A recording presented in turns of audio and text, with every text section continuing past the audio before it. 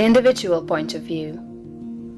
Important as the matter of your point of view for the facts of social life is, it is of less moment than your viewpoint for your fellow men, for your acquaintances, friends, relatives, your immediate family, and most of all, yourself.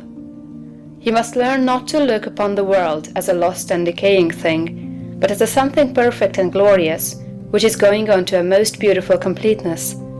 And you must learn to see men and women not as lost and accursed things, but as perfect beings advancing to become complete. There are no bad or evil people. An engine, which is on the rails pulling a heavy train, is perfect after its kind, and it is good.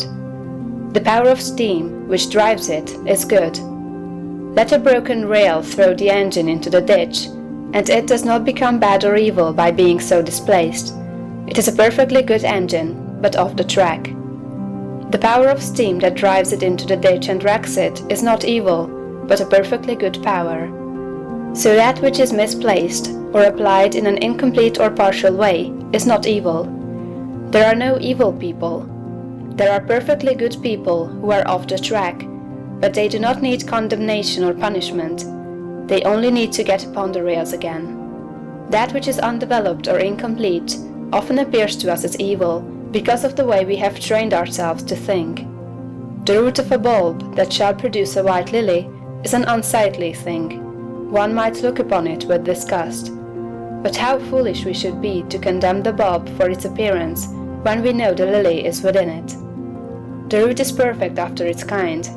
It is a perfect but incomplete lily, and so we must learn to look upon every man and woman, no matter how unlovely in outward manifestation.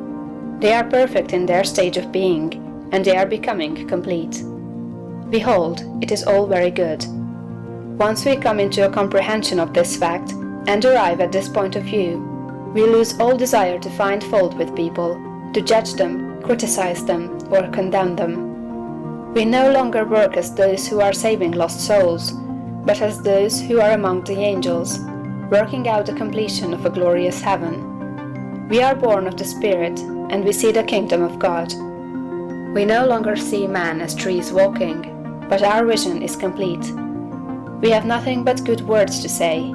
It is all good, a great and glorious humanity coming to completeness. And in our association with man, this puts us into an expansive and enlarging attitude of mind. We see them as great beings, and we begin to deal with them and their affairs in a great way. But if we fall to the other point of view, and see a lost and degenerate race, we shrink into the contracting mind, and our dealings with men and their affairs will be in a small and contracted way. Remember to hold steadily to this point of view. If you do, you cannot fail to begin at once to deal with your acquaintances and neighbors and with your own family as a great personality deals with men. This same viewpoint must be the one from which you regard yourself. You must always see yourself as a great advancing soul. Learn to say, "There is that in me of which I am made, which knows no imperfection, weakness, or sickness. The world is incomplete, but God in my own consciousness is both perfect and complete. Nothing can be wrong but my own personal attitude, and my own personal attitude can be wrong only when I disobey that which is within. I am a perfect manifestation of God, so far as I have gone, and I will press on to be complete. I will trust and not be afraid." When you are able to say this understandingly, you will have lost all fear, and you will be far advanced upon the road to the development of a great and powerful personality. End of chapter 7.